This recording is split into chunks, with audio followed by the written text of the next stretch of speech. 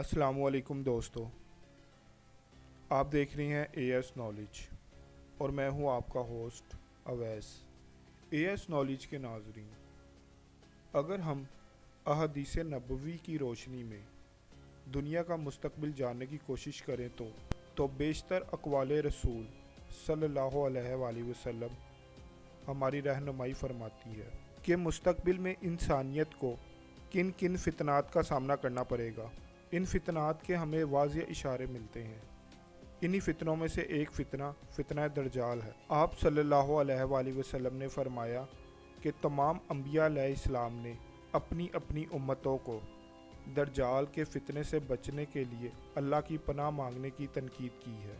दोस्तों, दज्जाल और इसके अखरूज से मुतल्लिक अहदीस में तुर्की यानी कुस्तुनतुनिया का जिक्र भी बहुत सी जगहों पर मिलता है। लिहाजा आज की इस वीडियो में जानने की कोशिश करेंगे कि तुर्की और दज्जाल का आपस में क्या ताल्लुक़ है। लेकिन वीडियो को आगे बढ़ाने से पहले आपसे एक छोटी सी गुजारिश है कि हमारे चैनल को सब्सक्राइब करें और बेल आइकन को दबाएं ताकि आपको लेटेस्ट आने वाली इन्फॉर्मेशन वीडियो की अपडेट बर वक्त पहुँच सके। दोस्तों, दज्जाल को लेके जिस हदीस का हवाला दिया जाता है वो जनाब हज़रत अबू हुरैरा रज़ी ताला अन्हा से रवायत है कि नबी पाक सल्लल्लाहु अलैहि वसल्लम ने इरशाद फरमाया कि जब तक अहले रोम अमात और दावत में पड़ाव नहीं डाल लेते तब तक क़यामत नहीं आएगी।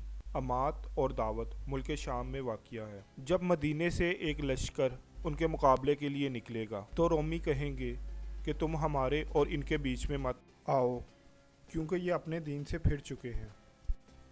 इस पर मुसलमान इनको जवाब देंगे कि खुदा की कसम, हम अपने मुसलमान भाइयों को तुम्हारे सामने बेयारो मददगार नहीं छोड़ सकते। फिर वो उनके साथ जंग करेंगे और उनमें से एक तिहाई हिस्सा पीठ फेर कर जहन्नम का मुस्तहिम बन जाएगा, जबकि एक तिहाई हिस्सा शहादत पाएगा, जबकि एक तिहाई हिस्से को रोमियों के मुकाबले में फतह हासिल हो जाएगी। और फिर इसके बाद मुसलमान कभी इंतशार का शिकार नहीं होंगे। आप सल्लल्लाहु अलैहि वसल्लम ने मज़ीद फरमाया, फिर मुसलमान कुस्तुनतुनिया को फतह करेंगे। फतह के बाद मुसलमान जब माले गनीमत समेटने में मसरूफ़ होंगे, फिर शैतान झूठी आवाज़ बुलंद करेगा कि तुम्हारे घरों में दज्जाल दाखिल हो चुका है। जब मुसलमान ये सुनकर अपने घरों की तरफ वापस पलटेंगे तो दज्जाल का नज़ूल सच में हो चुका होगा। आप सल्लल्लाहु अलैहि वसल्लम ने मज़ीद फरमाया, दज्जाल मशरिक़ की ज़मीन में है और वहाँ से वो खरूज करेगा, जिसको आज खैरासान कहा जाता है, जो कदीम ईरान का हिस्सा हुआ करता था। आप सल्लल्लाहु अलैहि वसल्लम ने मज़ीद फरमाया कि बैतुल मुक़द्दस की आबादी के मदीने में खराबी का पेश खैमा साबित होगी और मदीने में खराबी जंगों का सबब बनेगी और जंगों का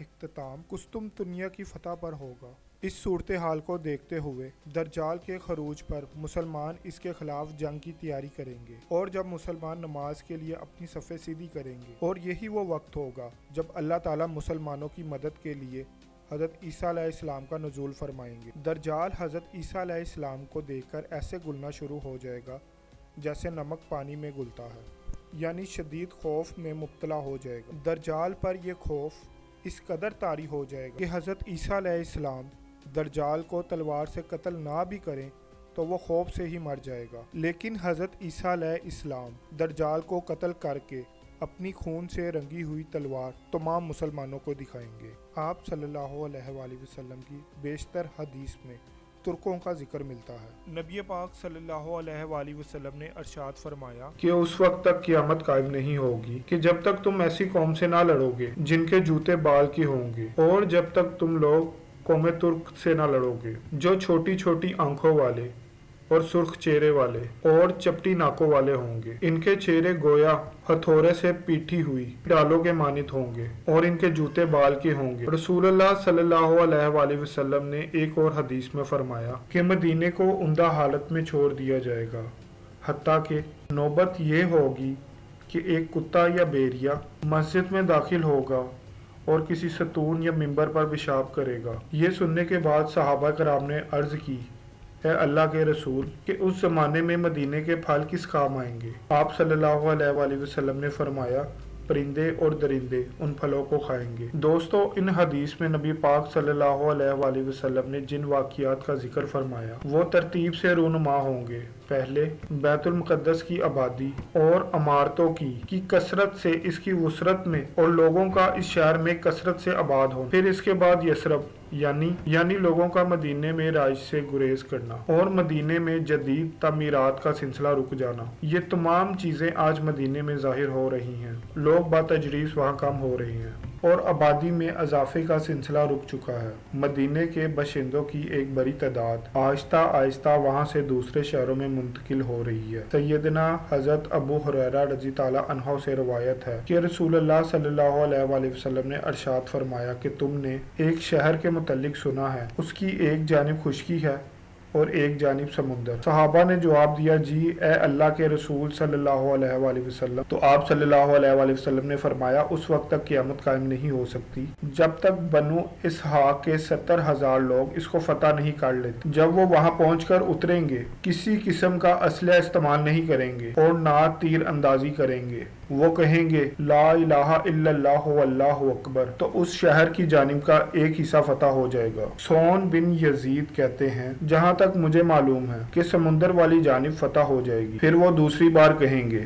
لا الہ الا اللہ واللہ اکبر، تو اس کی دوسری جانب فتح ہو جائے گی۔ پھر وہ تیسری بار یہی کہیں گے تو شہر ان کے لیے کھل جائے گا اور وہ اس میں داخل ہو جائیں گے اور مال غنیمت حاصل کر لیں گے۔ جس وقت وہ مال غنیمت تقسیم کر رہے ہوں گے تو کوئی پکار کر کہے گا کہ دجال نکل آیا ہے، تو مسلمان ہر چیز کو چھوڑ کر اپنے گھروں کو لوٹ آئیں گے۔ دوستو، ان احادیث کی روشنی میں واضح ہوتا ہے کہ ترکی کو بغیر کسی جنگ و جبل اور خون خرابے کے کس طرح فتح کیا جا سکتا ہے، اور یہ تکبیریں قسطنطنیہ میں ہی بلند کی جائیں گی۔ ان روایات سے یہ بات بھی واضح ہو جاتی ہے کہ آخری زمانے میں شام اور ترکی کا اہم کردار ہے، لیکن جو ترتیب اور جو نقشہ نبی پاک صلی اللہ علیہ وآلہ وسلم نے بتایا ہے، اس کے مطابق یہ جگہ امت مسلمہ کے پاس کچھ دیر کی مہمان ہے۔ قسطنطنیہ کے بارے میں ایک اور جگہ میں آپ صلی اللہ علیہ وآلہ وسلم نے بشارت دی کہ میری امت کا پہلا لشکر جو کیسر کے شہر قسطنطنیہ پر چڑھائی کرے گا ان کو بخش دیا جائے گا۔ عبداللہ ابن عمر رضی تعالیٰ عنہ نے اللہ کے رسول صلی اللہ علیہ وآلہ وسلم سے پوچھا کہ قسطنطنیہ اور روم میں پہلے کون سا شہر فتح ہوگا؟ آپ صلی اللہ علیہ وآلہ وسلم نے فرمایا کہ حرکت کا علاقہ قسطنطنیہ پہلے فتح ہوگا۔ یہاں آپ لوگ یہ سوچ رہے ہوں گے کہ یہ فتح تو سلطان محمد فاتح کی شکل میں ہمیں پہلے ہی نصیب ہو چکی ہے، جبکہ حدیث ایک بار پھر سے قسطنطنیہ کی فتح کی بشارت دیتی کہ ترک 2 مرتبہ خروج کریں گے، اور وہ جب دوسری مرتبہ خروج کریں گے تو اپنے گھوڑے دریائے فرات پر باندھیں گے۔ اس کے بعد ترک نہیں رکیں گے۔ دوسری دفعہ قسطنطنیہ کی فتح کی ترتیب آپ صلی اللہ علیہ وآلہ وسلم نے انتہائی وضاحت کے ساتھ بتائی۔ حضرت معاذ بن جبل رضی تعالیٰ عنہ کہتے ہیں کہ رسول اللہ صلی اللہ علیہ وآلہ وسلم نے فرمایا کہ بیت المقدس کی آبادی، مدینہ کی بربادی اور مدینہ کی بربادی، اگر مدینہ کی بربادی ہوئی تو جنگیں شروع ہو جائیں گی۔ یہ مارکا اگر شروع ہوا تو قسطنطنیہ فتح ہو جائے گا۔ جب قسطنطنیہ فتح ہوگا تو دجال کا خروج ہوگا۔ پھر آپ صلی اللہ علیہ وآلہ وسلم نے اپنا دست مبارک حضرت معاذ بن جبل کی ران پر مارا اور فرمایا، یہ ایسے ہی یقینی ہے جیسے تمہارا یہاں بیٹھنا یا ہونا یقینی ہے۔ بے شک حضور پاک صلی اللہ علیہ وآلہ وسلم کی زبان سے نکلا ایک ایک لفظ سچا ہوتا نظر آ رہا ہے، جیسا 1450 سال پہلے آپ صلی اللہ علیہ وآلہ وسلم نے فرمایا تھا۔